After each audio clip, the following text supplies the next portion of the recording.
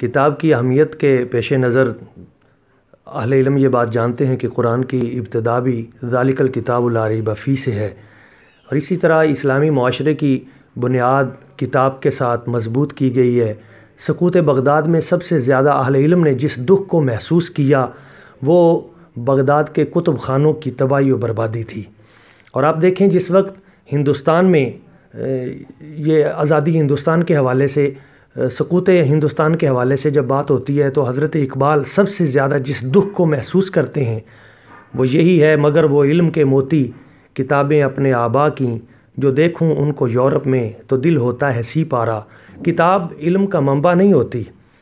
علم کا منبع سینہ اور اللہ تعالیٰ کی ذات و برکات کی طرف سے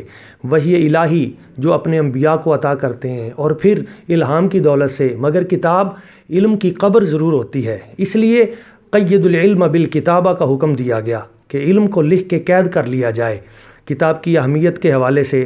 بہت اہم کام ہے جس کے لیے ضرورت ہے ہمارے معاشرے میں کہ کتاب دوستی پیدا کی جائے، کتاب کے ساتھ لوگوں کا انس اور محبت، اس کو اجاگر کرنے کے لیے وہ بڑا خوبصورت کسی نے شعر کہا تھا،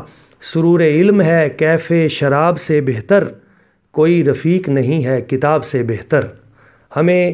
اگر اپنے معاشرے کو عروج کی طرف لے کے جانا ہے تو اس کے لیے ضروری ہے کہ ہماری نسلیں کتاب کے ساتھ اپنا رابطہ مضبوط کریں، اور اسی کے ذریعے ہمیں عروج حاصل ہوگا۔